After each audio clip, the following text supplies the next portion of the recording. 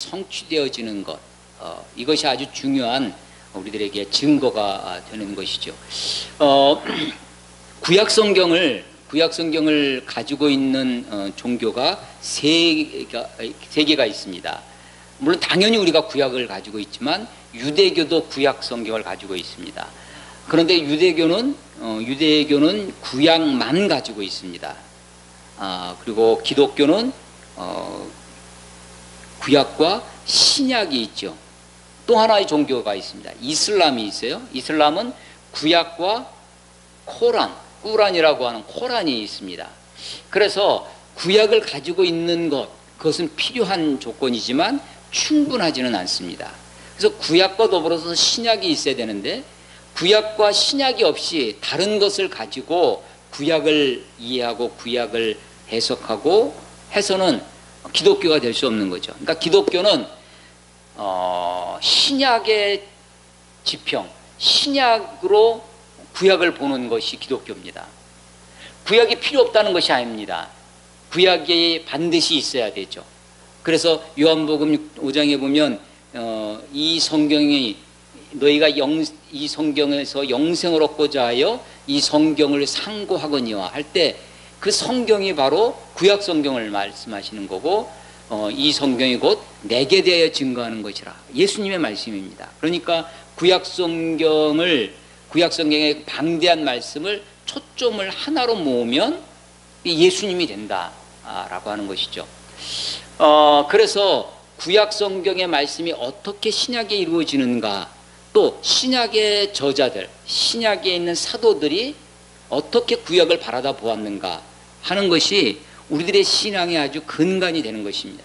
그래서 우리 기독교는 사도의 전통, 사도들, 예수님을 함께 생활했던 그 사도성이라고 하는데요. 그 사도의 신앙 위에 교회가 세워져 있는 것이죠. 특별히 이 이사야 53장은 유대인들이 어떤 유대인들은 요 53장을 읽지 못하게 하는 유대인들에게 금소로 여길 정도로 유대인들의 목에 가시처럼 걸리는 것이 바로 53장입니다. 특별히 이사야 성경은 신약의 예수님을 여러 곳에서 예수님의 모습을 보여주고 있는데, 그래서 마태, 마가, 누가, 요한 이 사복음서와 더불어서 이 이사야서의 별명 중 하나가 제5복음서라고 할 정도로 예수님에 대해서 기원전 8세기경에 이 이사야서가 예수님을 보여주고 있습니다. 이사야 9장 6절에 보면 이는 한 아이가 우리에게 낳고 한 아들을 우리에게 주신 바 되었는데 그의 어깨에는 정사를 메었고 그의 이름은 기묘자라 모사라 전능한 하나님이라 영존하시는 아버지라 평강의 왕이라 할 것임이니라. 한 아이가 우리 가운데 낳는데 우리 가운데 오신 예수님을 지금 이야기하시는 거죠. 이사야 11장 1절에도 이새의 줄기에서 한 싹이 나며, 그 이새는 다윗의 아버지입니다. 그래서 다윗의 혈통에서 오시는 다윗의 자손 메시아이신 예수 그리스도를 우리에게 소개해 주고 있어요. 오늘 읽은 52장 13절부터 우리가 보통 53장을 많이 얘기하는데 사실은 이것은 한 편의 시와 같습니다. 그래서 우리가 읽은 52장 13절부터 53장 우리가 좀 뒤에 좀 덜 읽었는데 53장 12절까지 이 53장 전체가 종의 노래라는 제목으로 붙어 있습니다. 이사야서에는 4편의 종의 노래라는 시가 있어요. 종의 노래라고 우리가 별명을 붙여놓은 것이 있는데 42장 1절에서 4절, 49장 1절에서 13절, 50장 4절에서 9절, 그리고 이 네 번째가 바로 52장 13절로 53장 12절까지입니다. 그 중에서도 우리가 오늘 읽은 53장이 제일 유명하고요. 그 53장은 보통 종의 노래 4편 중에 마지막 이 네 번째 것은 특별히 고난받는 종의 노래라고 그렇게 되어 있습니다. 우리가 아까 찬송을 우리 이집사님과 함께 부를 때도 나를 위해 고난받으신 십자가에 지신 멸시당하신 예수를 노래했었는데, 이것이 우리들이 여러 찬송에서도 이 부분을 찬송하고 노래하고 기독교인들이 많이 부르고 있습니다. 이 말씀을 이 구약의 이사야 53장의 말씀을 예수님도 언급하신 적이 있어요. 예수님도. 자, 우리 요한복음을 한번 찾아보겠습니다. 요한복음 12장을 한번 같이 찾아보겠습니다. 요한복음은 21장까지 있습니다. 그런데 12장이지만 이미 예수님의 마지막 일주일을 앞에 두고 있어요. 그래서 이 12장 1절에 보면 6월절 엿새 전에 이렇게 시작됩니다. 12장 1절에 요한복음 12장 1절 6월절 엿새 전에 이 6월절은 예수님 십자가에 달리시는 날 6월절의 어린 양으로, 그러니까 마지막 일주일이 요한복음 12장서부터 전개되어집니다. 12장 바로 앞에 11장에 있어요. 11장은 유명한 나사로, 죽은 나사로를 살리신 나사로 부활장입니다.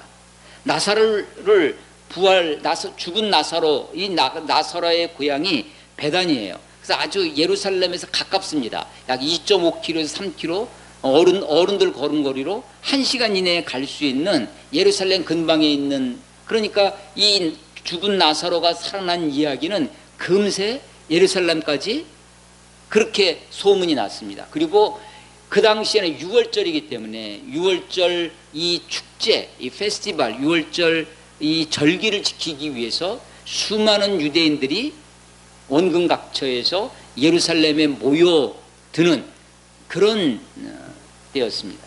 자, 11장에서 죽은 나사로를 살렸고 그 이야기가 예루살렘에 전파되어지고, 특별히 어떤 사람들은 그것을 보고 예수님을 믿는 사람도 있었지만 그 표적을 보고도 오히려 그 예수가 나사로를 살렸다는 이야기를 예루살렘에 있는 종교 지도자들, 교권주의자들이죠, 바리새인들과 사두개인들에게 가서 고발합니다.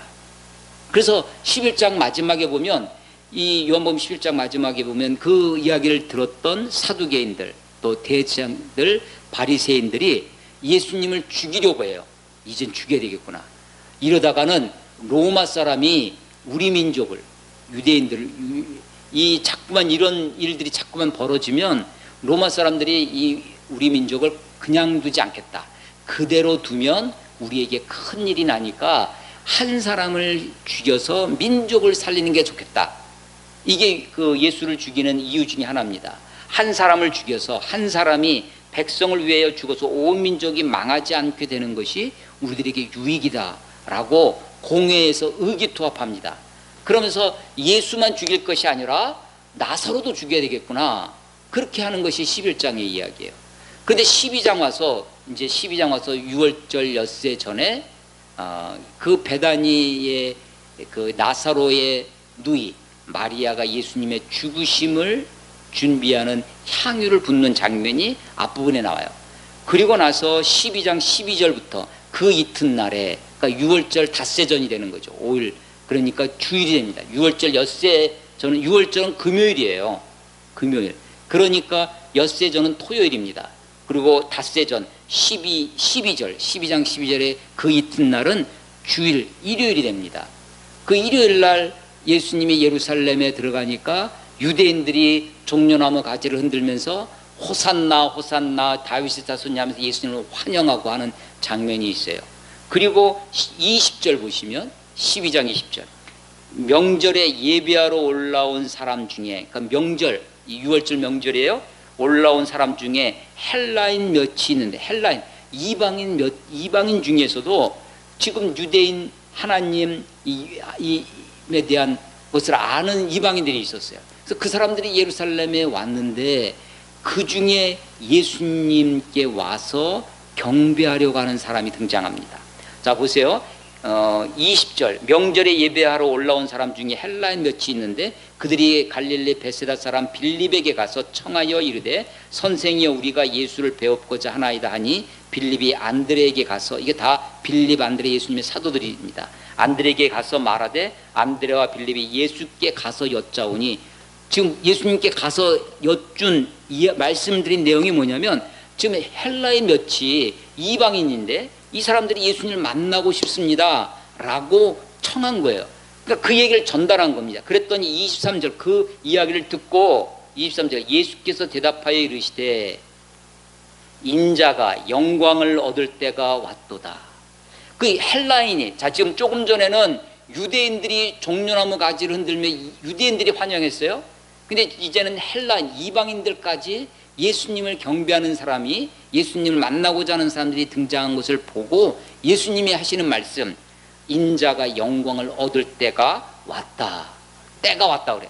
이 12장 23절은요 분기점이 됩니다. 그래서 12장 23절 앞에는 내 때가 아직 이르지 아니하였으니, 내 때가 아직 이르지 않았다고 합니다. 그 내 때가 이르지 아니하였으니. 그래서 예수님이 그 전까지는요 피해 다닙니다. 그런데 이제 23절 이후로는 이제 자기 앞에 닥치는 일을 당당히 그렇게 맞이하고 계시는 것입니다. 내 때가 이르지 않았다 그러다가 이제 내 영광이, 그 때가 드디어 온 것입니다. 그때는 예수님이 십자가를 지시는 그때죠. 그러면서 그 영광의 때를 어떻게 말씀하시냐면 24절 아주 유명한 거죠. 한 알의 밀이 땅에 떨어져 죽으면 한 알 그대로 있지만 죽으면 많은 열매를 맺는다. 예수님의 죽음을 예표하고 그것을 통해서 온 일을 구원하실 예수님의 모습을 우리에게 말씀해 주시는 거예요. 그러면서 26절 사람이 나를 섬기려면 나를 따르라. 자기를, 예수님을 따라오라고 얘기해요.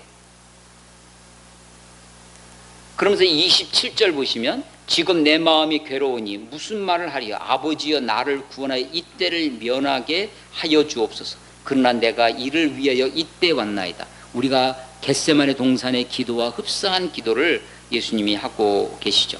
그러면서 28절 아버지여 아버지의 이름을 영광스럽게 하옵소서라고 기도하세요. 이에 하늘에서 소리가 나서 이르되 내가 이미 영광스럽게 하였고 또다시 영광스럽게 하리라 하시니 곁에 서서 들은 무리는 천둥이 울었다고도 하며 또 어떤 이는 천사가 그에게 말하였다고도 하니. 그러니까 하나님이 말씀하시는 거죠. 내가 이미 영광을 얻었다. 그리고 또 너를 영화롭게 하겠다라고 말씀. 그 소리를 사람들은 그 무슨 소리인지 못 알아듣고 다만 천둥이 울리는 소리로 들었다는 거예요.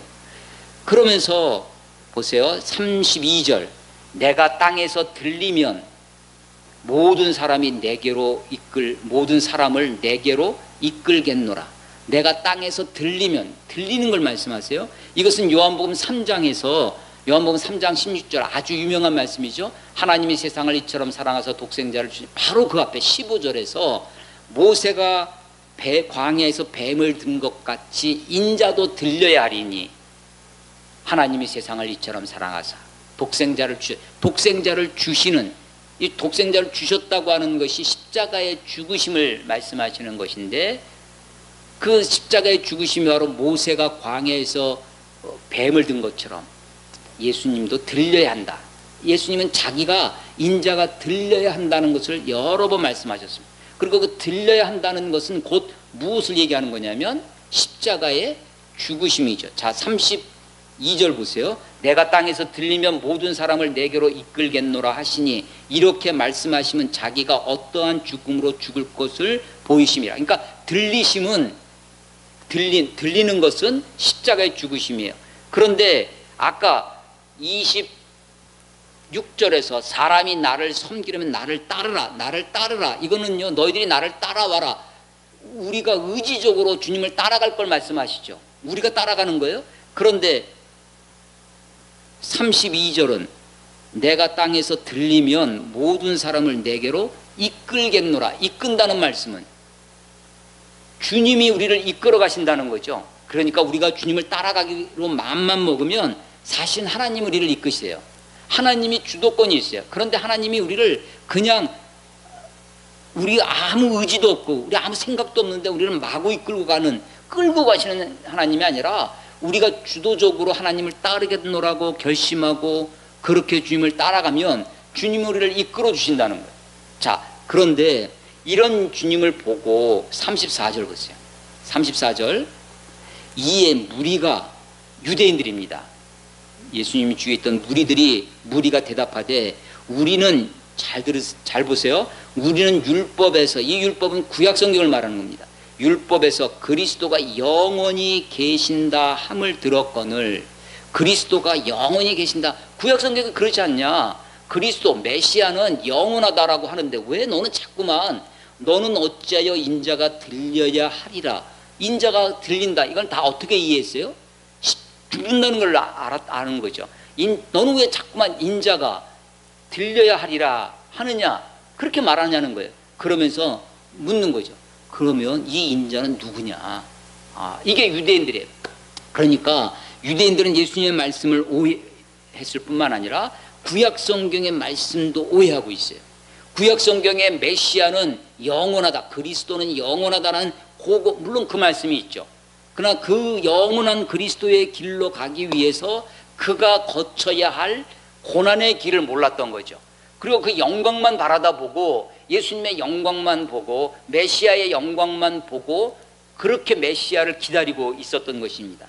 그러니까 이들이 기다리던 메시아, 이들이 고대하는 메시아는 영광스러운 메시아, 왕 같은 메시아, 다윗 왕과 같은 찬란한 영광만 있는 메시아만을 기다리고 있었는데 주님은 느닷없이 인자가 들려야 한다. 그러니까 들리는 것이 영광스럽게 존귀하게 된다는 것이 아니라 십자가의 죽음을 말한다고 하는 것을 이들도 알고 있었죠. 그러니까 이 사이에 괴리가 있는 거예요. 그래서 예수님을 거절하고 거부하고 예수님을 믿지 않고 따르지 않는 거죠. 자, 그런데 37절 보세요. 이렇게 많은 표적을 그들 앞에 행하셨으나 그를 예수님을 믿지 아니하니 이는 선지자 이사야의 말씀을 이루려 하심, 이 말씀을 구약 성경의 말씀을 이루려 하심이라 이르되 주여 우리에게서 들은 바를 누가 믿었으며 주의 팔이 누구에게서 나타났나이까. 이 말씀 예수님이 지금 인용하신 거예요. 이사야의 말씀을. 이게 바로 오늘 읽은 53장 1절의 말씀인 거예요. 주여 우리에게서 들은 바를 누가 안 믿는 거예요. 특별히 누가 안 믿냐면 유대인들이 안 믿는 겁니다. 주여 우리에게 들은 바를 누가 믿었으며 주의 팔이 누구에게 나타났나이까 하였더라. 그들이 능히 믿지 못하는 거예요. 그 유대인들이 능히 믿지 못한 것은 이 때문이니 곧 이사야가 다시 일렀을 때 하면서 이사야서의 또 다른 말씀을 인용하세요. 그러면서 40절 그들이 내 눈을 멀게 하시고 그들의 마음을 완고하게 하셨으니 이는 그들로 하여금 눈으로 보고 마음으로 깨닫고 돌이켜 내게 고침을 받지 못하게 하려 함이라 라고 이사야서 6장 10절의 말씀을 인용합니다. 그러니까 예수님은요 지금 이 유대인들이 예수님을 배척하고 믿지 않는 것을 가지고 이사야서의 두 말씀을 인용해요. 하나는 53장, 하나는 6장. 이것을 다 이사야 선지자의 말씀으로 인용하는 것입니다. 제가 지난주에 이사야서에 대해서 좀 설명을 하면서 이사야 1장부터 39장까지는 제1이사야, 40장부터 66장까지는 제2이사야라고 말하는 사람들이 있다. 그래서 이사야 전반부와 이사야 후반부가 굉장히 분위기가 다르다. 그런데 예수님은 지금 어떻게 여기고 있어요? 이사야 53장 후반부에 있는 말씀이나 이사야 6장에 있는 이 전반부의 말씀이나 다 동일하게 이사야 선지자의 말씀으로 예수님이 우리들에게 증거해 주고 계시다. 말씀해 주고 계신다.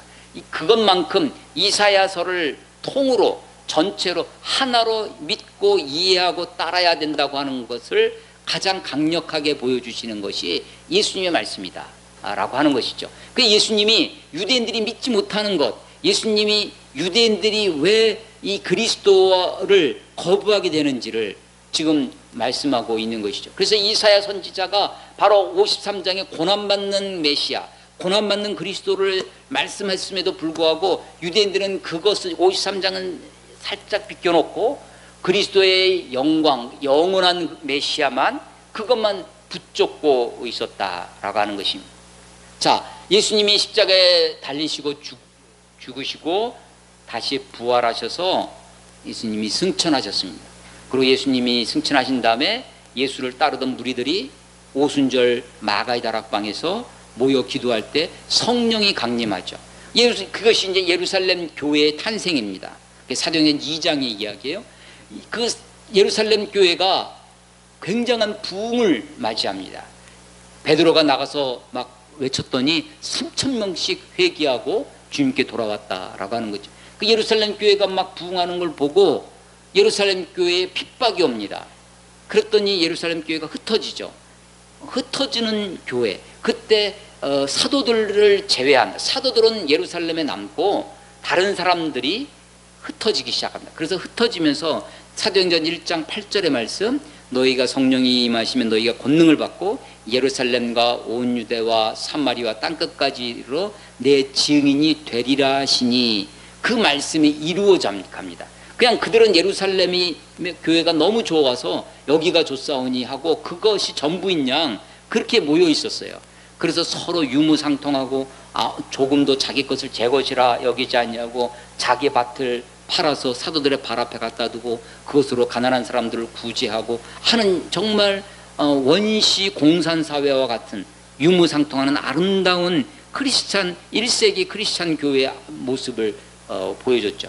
그런데 그때 핍박이 옵니다. 흩어져요. 흩어져서 사마리아로 흩어집니다. 그때 8장에 가면요, 8장에 가면 흩어진 사람들 중에 집사 빌립이 있어요. 그 빌립이 사마리아에 가서 거기서 막 자기가 만난 예수님을 증거하니까 이 사마리아 땅에 부흥이 일어납니다. 그래서 사마리아 땅에 막 부흥이 일어났는데 갑자기 느닷없이 또 빌립을 그 사마리아에서 예루살렘 밑에서 가사로 내려가는 광야길로 가라고 성령님께서 지시를 했어요. 그래서 빌립이 순종해서 그 부흥하는 교회를 내버려 두고 혼자서 광야길로 들어갑니다. 광야길로 가는데 한 무리를 만나요. 어떤 무리를 만나냐면 에디오피아 여왕 간다게. 이 간다게는 그 여왕의 통칭입니다. 그러니까 이집트 애굽의 왕은 다 뭐라고 불러요? 바로라고 부르듯이 에디오피아에는 다 간다게라고 부르는데 간다게의 넷이에요. 우리는 넷이 하면 아이고 전화하면서 막 그냥 간드러진 목소리를 하는 그렇게 사극에서 그렇게 비춰져서 그런데 이 넷이는 국고를 맡은 신하예요. 그러니까 우리식으로 표현을 하면 아마 재무부 장관 정도 되는 이 사람이 예루살렘에 예배하러 갔다가 돌아가는 길이었습니다. 이거 참 신비한 일입니다. 에티오피아가 어디쯤 있는지 혹시 아세요? 아프리카가 이렇게 역삼각형 비슷하게 생기지 않았습니까? 여러분들이 보시는 북동쪽 이집트 나일강이 있는 이집트가 있어요. 그 밑에 수단이라고 있습니다. 그 밑에 에티오피아가 있어요.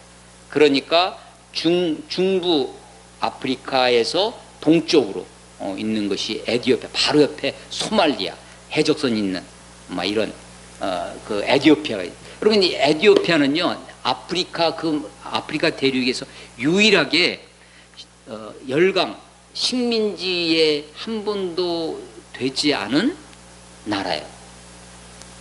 이 동남아시아에서 아시아에서는 식민지가 되지 않은 나라가 하나 있어요. 태국이 그렇습니다.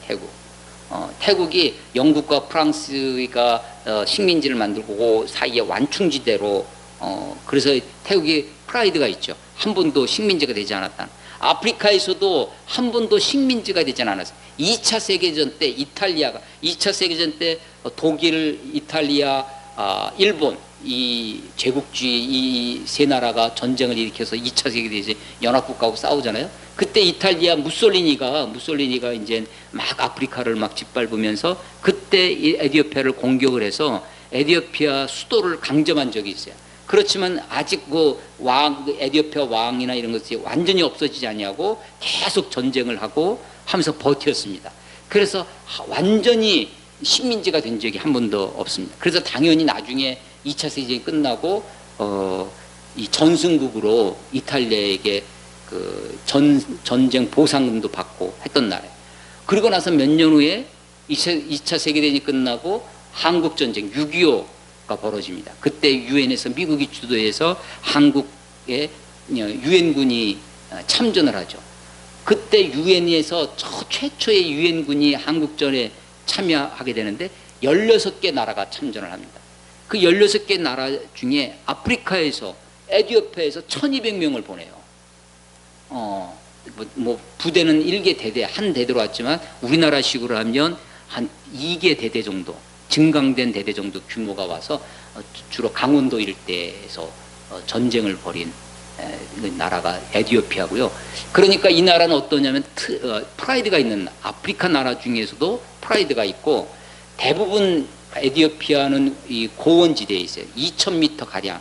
그러니까 적도에서 가깝지만 고지대니까 온화합니다. 그래서 1년 내내 긴팔을 입고 다니는 나라가 에디오피아예요.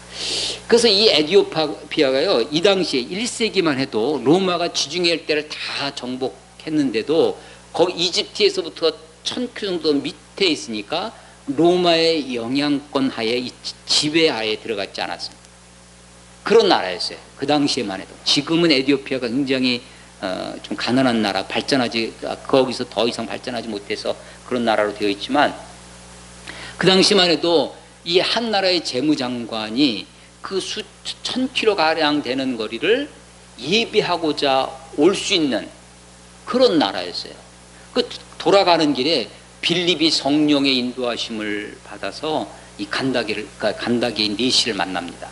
보니까 이 네시는 어떻게 했냐면 당연히 수행원들도 많고 수레를 타고, 우리식으로 하면 마차죠.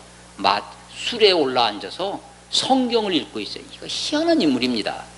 이 성경이 어떤 성경이냐? 당연히 구약입니다. 이 구약 성경을 어떻게 에디오피아인이 가지고 있었을까? 이게 알렉산더가 그때 오리엔트를 다 정복하고 나서 땅만 정복하는 것이 아니라 사람들의 마음을 정복하고 싶었어요. 마음을 정복하려고 두 가지를 합니다. 하나가 문자를 통일합니다. 그게 그리스, 헬라어로 그게 공용이 되는 거예요. 그리고 헬라어로 책을 보급해야 되겠다. 문화를 심어야 되겠다. 그래서 곳곳에 도서관을 건설했어요. 그 세계. 지금도 남아있는 게 알렉산드리아의 도서관. 아주 유명한 도서관이 남아있고요. 그래서 그렇게 하면서 도서관도 만들고 책을 번역하는데, 그때 번역된 책 중에 하나가 히브리인들이 가지고 있는 경전, 성경, 우리가 얘기하는 구약 성경을 번역해요. 그게 70인역이라고 하는 아주 중요한, 그러니까 신약 성경에서 예수님이 구약의 말씀을 인용하시잖아요. 인용할 때 무엇으로 인용하시냐면 히브리어로 있는 원래의 성경으로 인용하시는 것이 아니라 번역된 70인역으로 예수님이 인용하세요.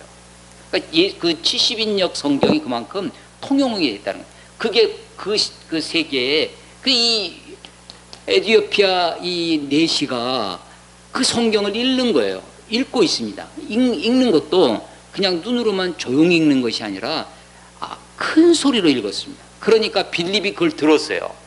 어디서 그러냐면 수레에서 타고 가면서. 여러분, 그 수레가 요즘 우리 아스팔트 아주 매끈한 도로에, 그리고 고무 타이어가 되어 있는 그런 승용차, 자가용이 아닙니다. 그냥 비포장 흙도로에 옛날 사람들이 만든 그 바퀴, 덜거덕 거리는 수레에 앉아서 그 불편함에도 불구하고 성경을 읽어요.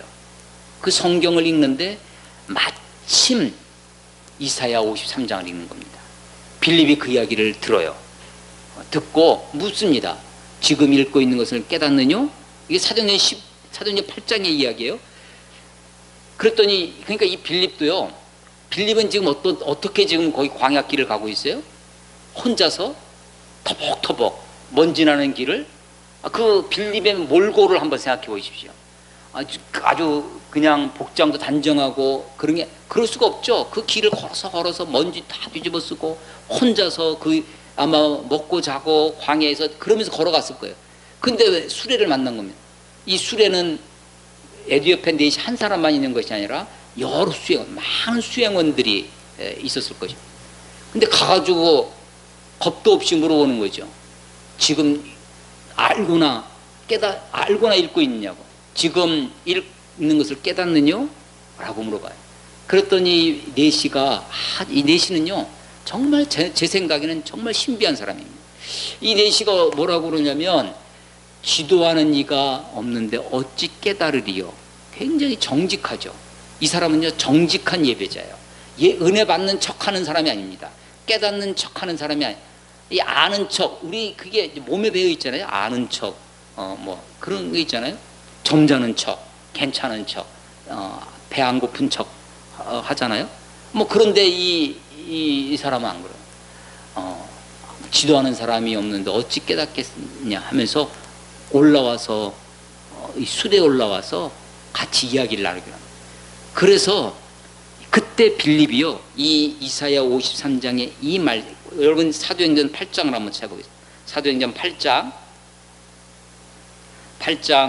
32절, 사도행전 8장 32절, 읽는 성경 구절은 이것이니 일러스되 그가 도살자에게로 가는 양과 같이 끌려갔고 털 깎는 자 앞에 있는 어린 양이 조용함과 같이 그의 입을 열지 아니하였도다. 이게 바로 오늘 우리가 읽은 이사야 53장 7절 말씀인 거예요. 그래서 그 부분을 읽고 있어요. 그랬더니 34절, 그 내시가 빌립에게 말하되 청컨대 내가 묻노니, 이 내시의 질문이 뭐냐, 이 이사야서의 말씀을 읽으면서 그의 마음속에 성경을 읽으면서 여러분 질문이 있어야죠. 질문이 뭐냐, 청컨대 내가 묻노니, 선지자가 말한 것이 누구를 가리킴이냐, 자기를 가리킴이냐 타인을 가리킴이냐. 여러분 이사야 52장 13절로 53장 12절 이 안에요, 그는 그의 입술이 그의, 그래서 이 그라고 하는 3인칭 단수가 34번 나옵니다. 계속해서 그는 도대체 그가 누군가 하는 거예요. 그가 누군가. 이 이사야서를 읽던 에디오피아 내시의 질문입니다. 그랬더니 35절 빌립이 입을 열어 이 글 이사야 53장에서 시작해서 예수를 가르칩니다. 예수를 가르쳐 복음을 전했습니다. 복음을. 이사야 53장에서 예수를 가르치고 그것에서 복음을, 예수를 통한 복음을 가르쳤어요. 그랬더니 가다가 보니까 물이 있어요. 그 내려가서 36절, 길 가다가 물 있는 곳에 이르러 그 내시가 말하되 보라 물이 있으니 내가 침례를 받음에 무슨 거리낌이 있느냐. 만약에 세례 이렇게 물로 뿌리는 거면 물을 떠갖고 와라 그러면 되는 거거든요. 침례는 물속에 잠기는 거니까 내려가는 거죠. 직접 내려가서 거기서 침례를 받습니다. 그리고 이제 호련히 떠나가죠. 그러니까요, 이사야 53장에 있는 말씀을 요한복음 12장에서 예수님이 자기에게 지금 응한 것을 말씀해 주고 계세요. 그리고 그것을 이어서 사도행전 8장에서 그 이사야 53장이 바로 예수를 가리켜, 이게 사도들의 신앙이었습니다. 사도들의 믿음이었어요. 여러분 고린도전서 1장에 보면 바울의 편지에 고린도 교회 이방인들에게 하시는 말씀에 유대인 십자가는 유대인들에게는 거리끼는 것이요 이방인들에게는 미련한 것이로되 나는 그 십자가에 달리신 그리스도를 자랑한다. 이게 바울의 메시지예요. 유대인들은요 십자가가 거리끼는 것이었습니다. 그리고 헬라인들 이방인들에게는 미련한 것이었어요. 그런데 바울은 그 십자가에 달린 그리스도, 십자가에 달린 메시아를 자랑한다고 그렇게 하는 거죠.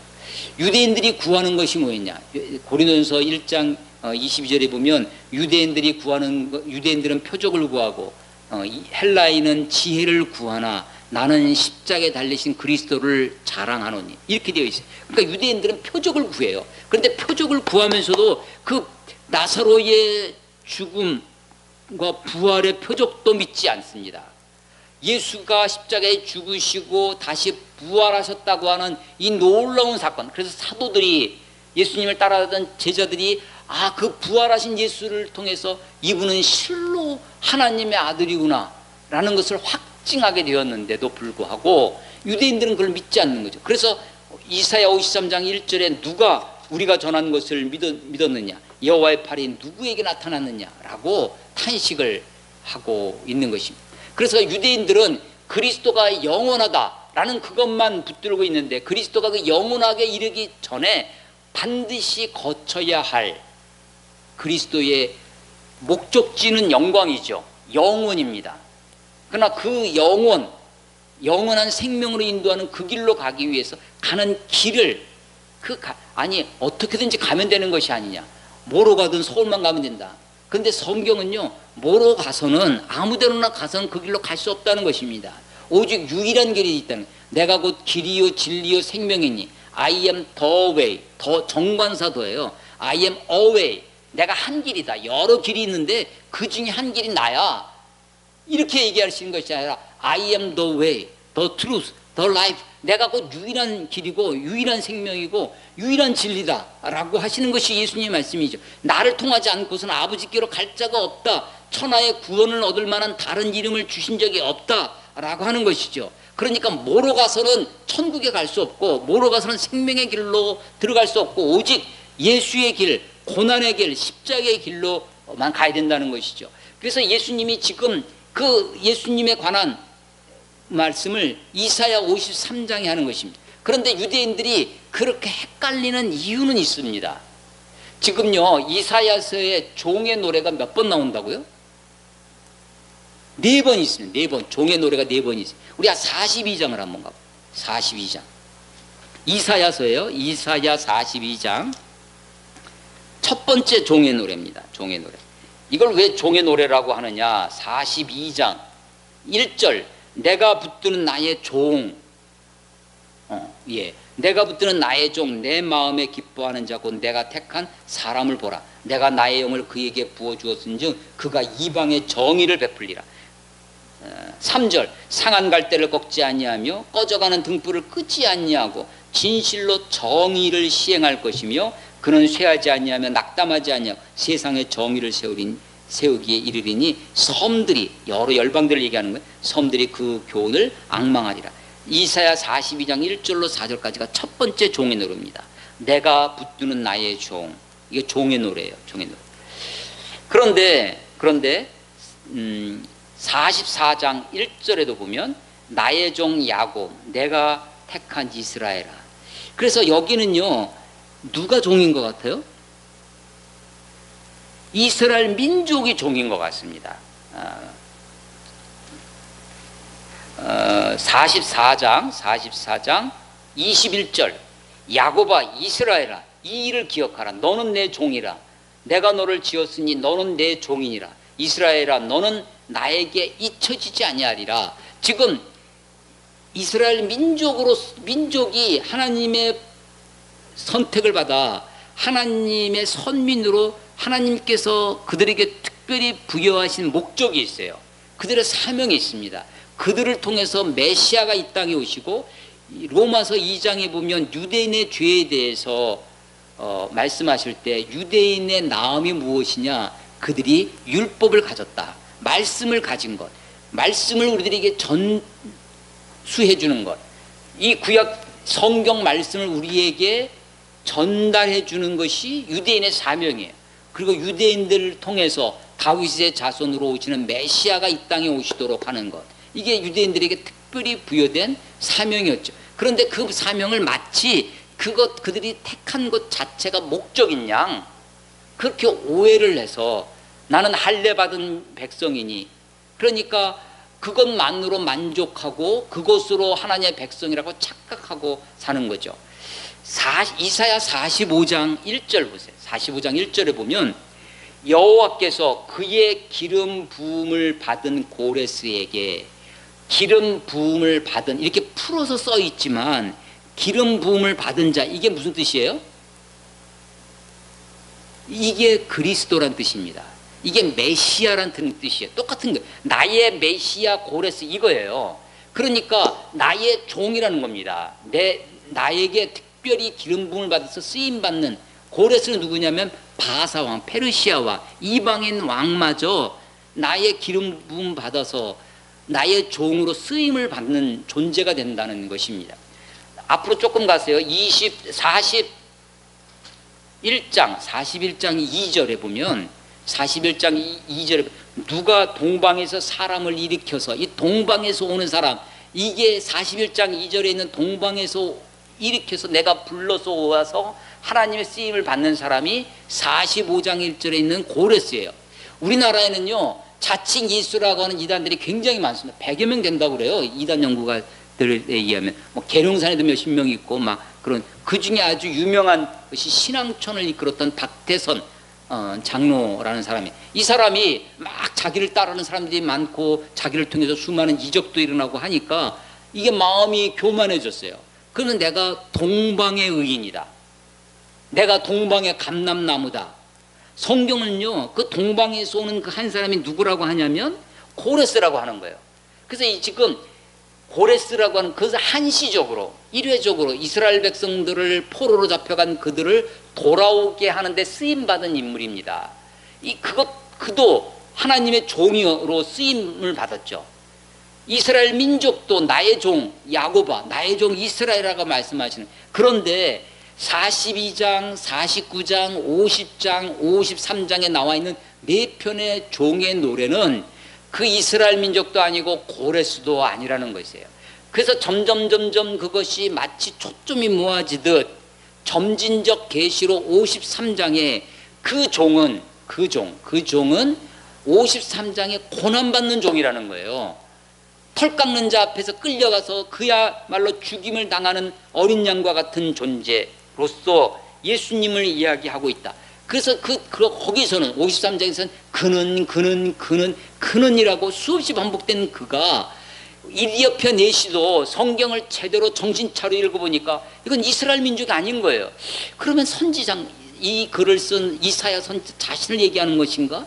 도대체 그는 누군가라고 의문을 품고 성경을 읽는 거죠. 그런데 바로 예수님은 요한복음 12장에서 그가 자기라는 것을 밝혀주셨고, 사도들도 그 이사야 53장을 통해서 예수를 가르치고 예수가 전하는 복음을 에디오피아 내시에게 전하는 것입니다. 그리고 그가 곧바로 무리를 만나니까 침례, 세례를 받게 된다는 것입니다. 여러분, 에디오피아 내시에게 복음이 뭘까요?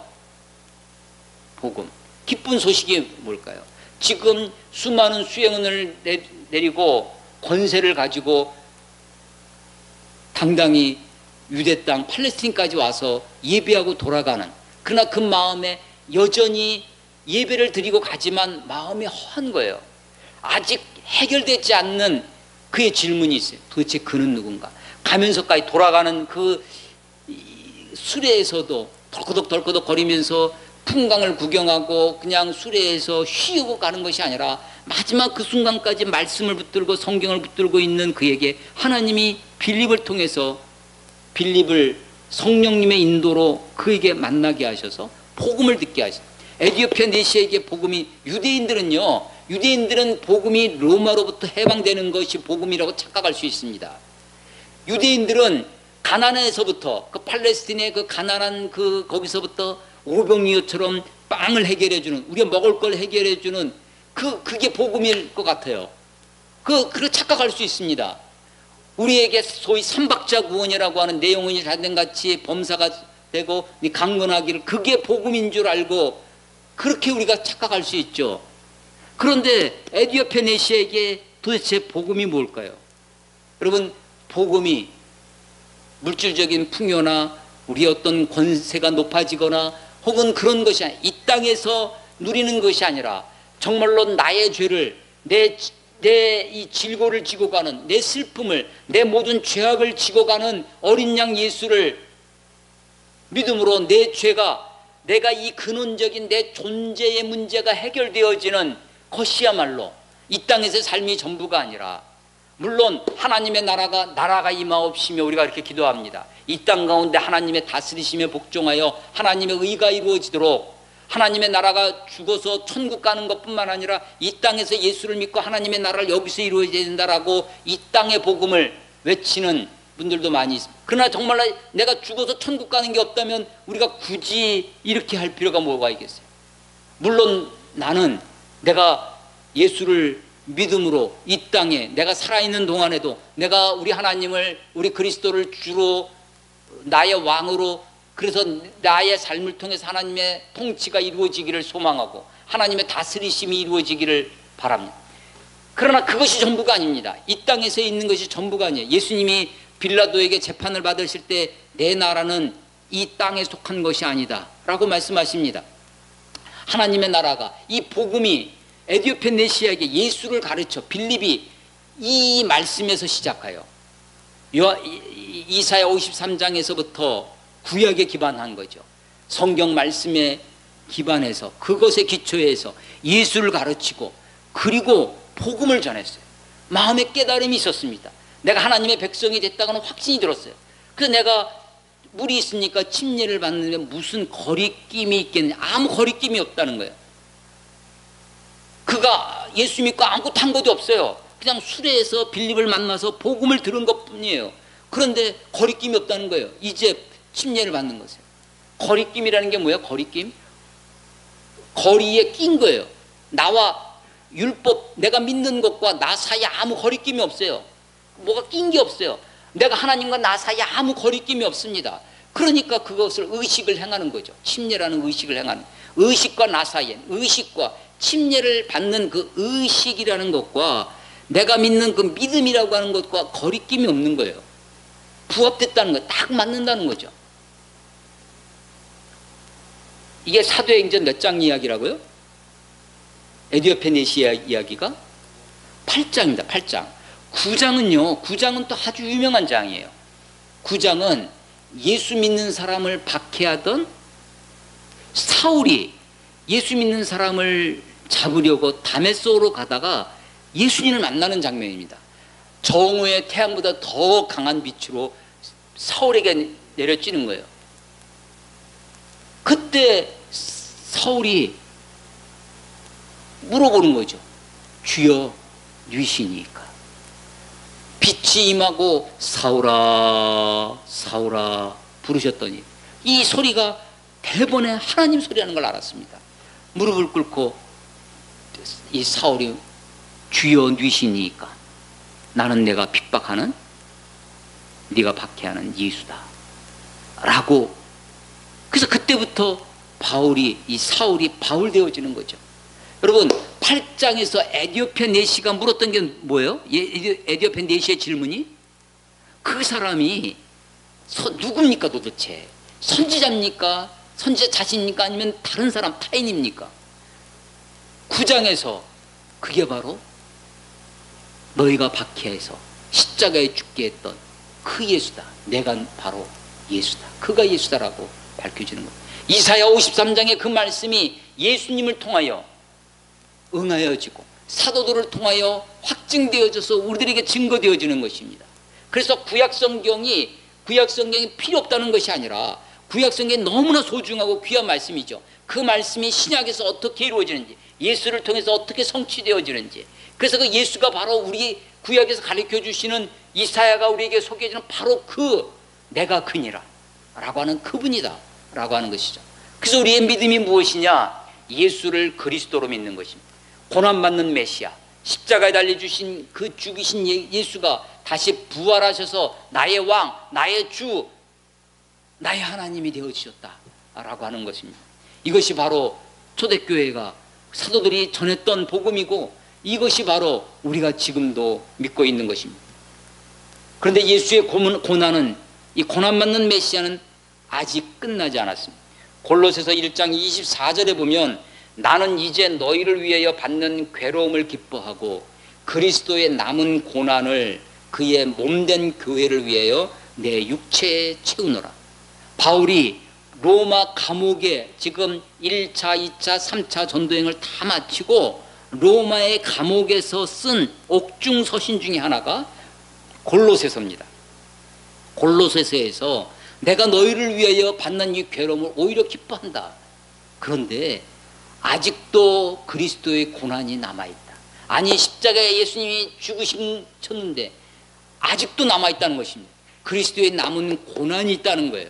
그 고난을 그의 몸된, 예수님의 몸된 교회를 위하여 자기 육체에 채운다는 것이죠.